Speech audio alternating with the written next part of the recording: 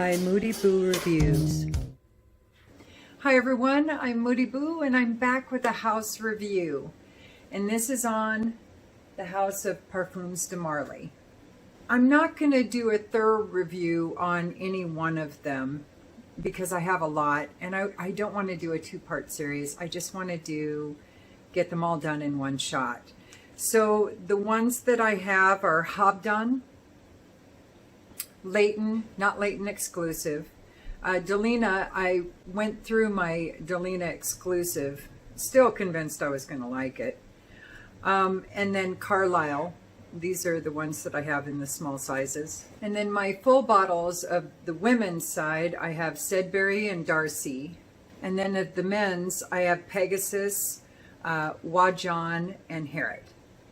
Got a full travel size set of Layton. So all I'm going to say about Delina and Delina exclusive is I don't get the hype.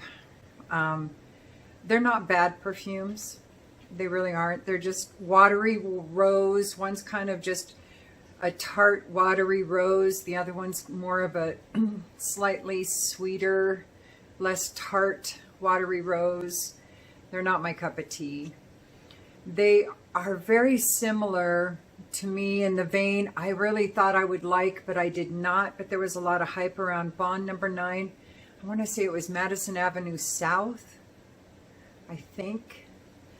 Anyway, it's similar perfumes.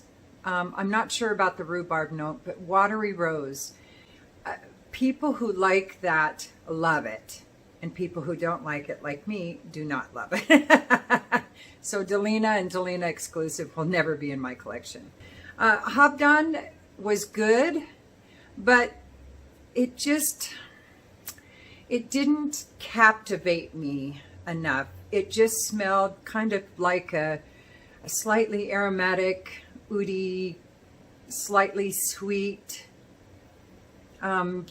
slightly fresh kind of a perfume. And it just didn't capture me. It's a good perfume. I think men would really love it. And I'm probably going to put this in my husband's collection because I do want to smell this on him, because it might be better on him than it is on me. Another one that I'm probably not going to buy a big bottle of, but I still really appreciate, is Carlisle. This is a really pretty perfume, but it reminds me of something else. I can't put my finger on it, but it does remind me. Is it Lidge? Maybe it's Lidge. It reminds me of a little bit. L'Instant de Guerlain Extreme. I've gone through a bottle of Lidge years ago, and I think this reminds me a little bit of that, and so that's why I haven't popped for a full bottle. I do have 2 or 3 of these decants though, so it's not like I'm going to need a full bottle anytime soon anyway. Now the ones I am going to talk a little more about are Layton and my full bottles. Layton was a slow burner. Now I tried the exclusive. I actually, just like Delina and Delina exclusive, I appreciated the original better than I did the exclusive. And Layton, I think this is much better than the exclusive, even though I appreciate the exclusive.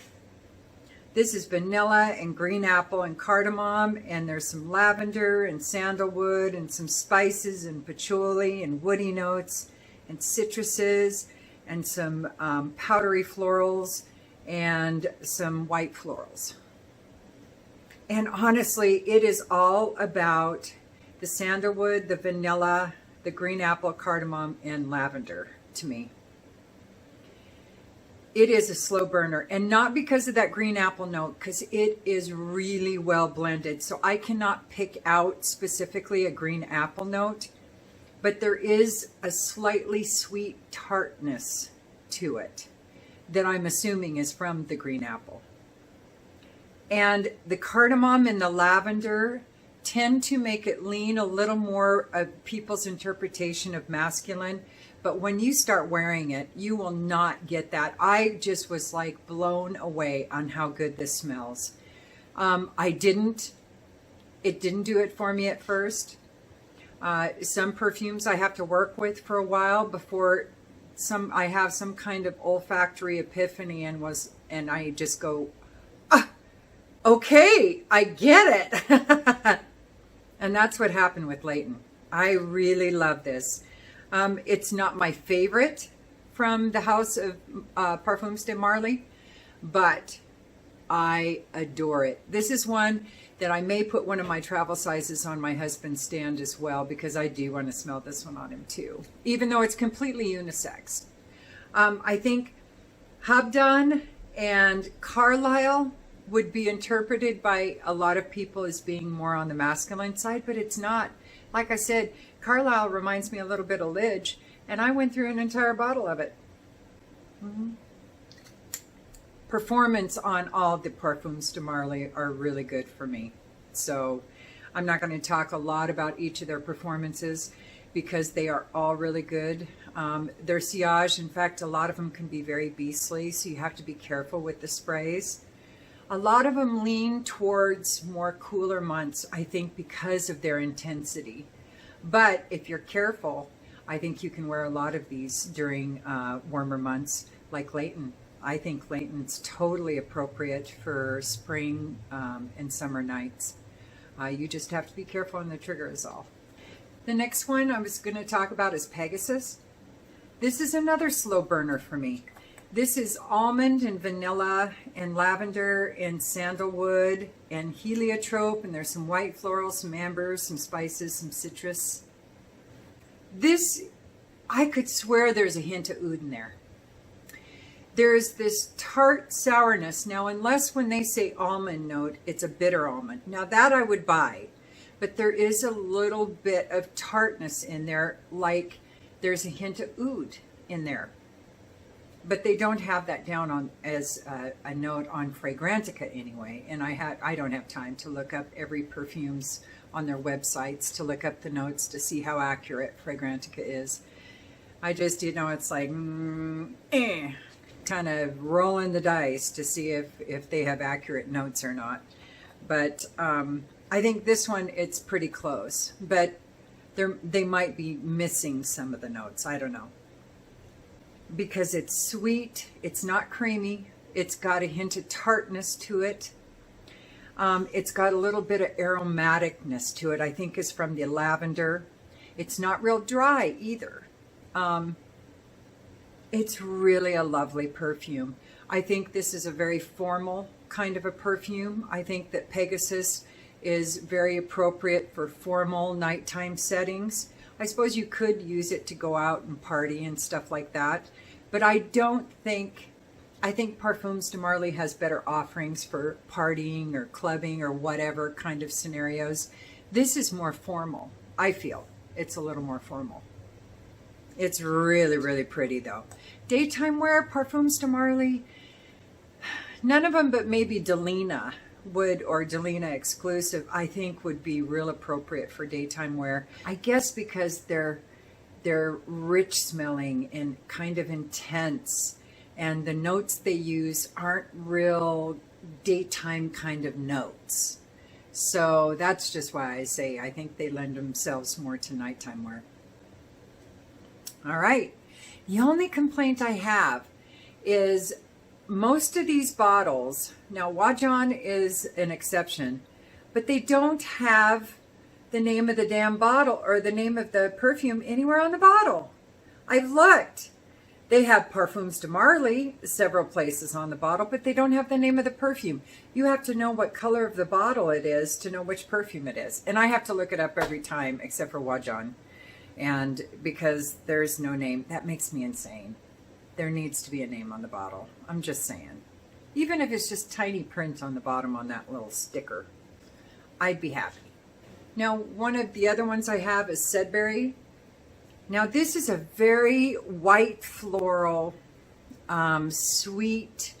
It's not super creamy, but it is creamy. Now, I blind bought this because I had bought Darcy and WAJON. And I was so impressed with those, I thought, I'm going to love this. Even though it's white florals, I don't know what I was thinking. I do love benzoin. But I really, really love this. I like the dry down much more than the top notes, because the top notes, it's when it's heaviest white floral.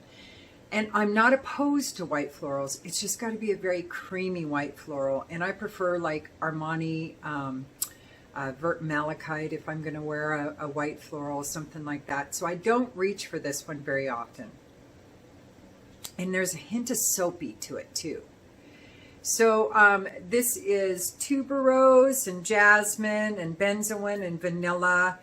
And there's some lavender and ambergris and some clary sage and some citrus and some iris, vetiver, patchouli.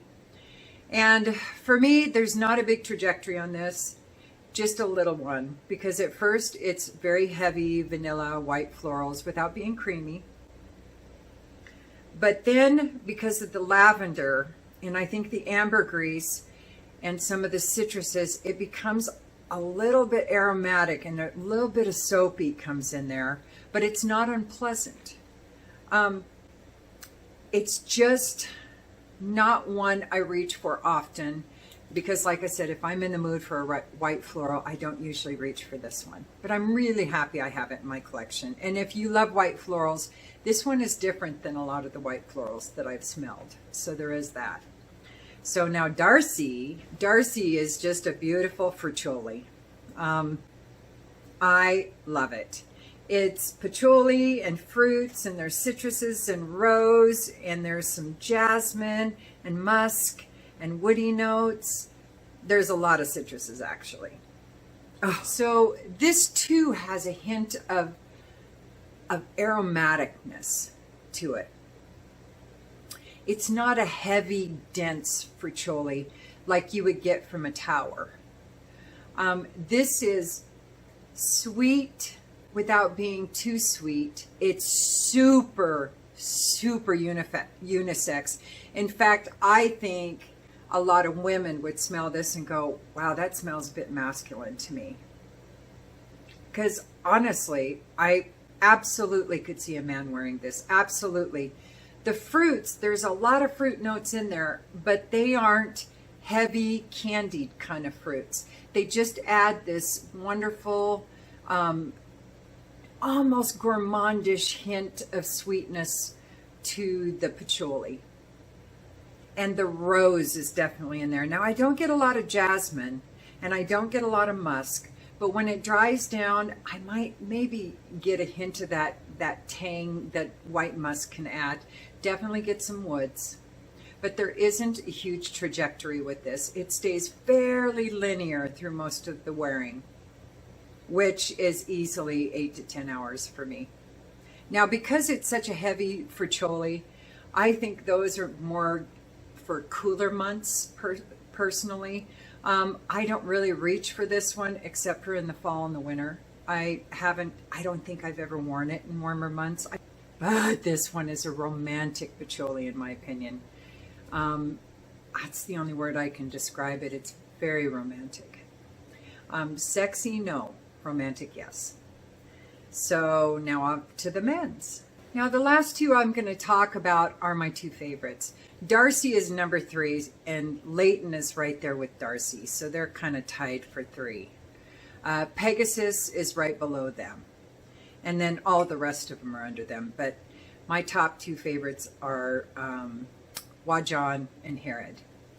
And whichever one I smelled last is usually my favorite. Like I always refer to Mel Brooks movies, except for Young Frankenstein. That one's always my favorite. But if I watched Blazing Saddles last, then that's tied with Young Frankenstein. If I watched History of the World, then that's tied. If I watched High Anxiety, then that's tied. So, you know, I just love those movies. They're all so good that whichever one I experience last is going to be my favorite. And that's the way WAJON and Herod are for me. And since the last one I wore was Herod, right now that's my favorite. So I'm going to talk about WAJON first.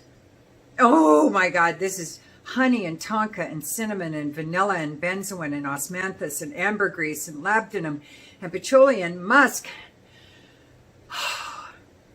And this, if you like perfumes like Amber Narguilé by Hermes, or, you know, any of those kind of ambery, sweet cinnamon kind of perfumes, then you should really check out WAJON. This is quality. quality sweet cinnamon, spicy honey, vanillic kind of a perfume. It's so beautiful. And this is one my husband really, really likes. He likes the sweet cinnamon perfumes. It's a thing for him. It is. And he loves this on me. So anyway, it's heavy cinnamon. And here everybody votes that the honey and the tonka are second behind the cinnamon, with benzoin and vanilla right behind that. I think those are all equal except for the cinnamon. It's way out front. It's definitely the prominent note. But the honey, the tonka, the benzoin, and the vanilla, I think, are equal parts. It's beautiful. Now this one lasts me 10 hours, easily 10 hours with its longevity. Super unisex. Like I said, as unisex as Amber Nargile is, or Harem by Breakcourt, or any of those kind of perfumes, those sweet, spicy, ambery kind of perfumes. If that's in your realm, then you really should try WAJON. This stuff, it projects like crazy. I usually only do one spray, and I only wear this in cooler months. It probably would do all right in spring, summer nights, but I just haven't used it then. I only reach for it fall and winter. Very formal.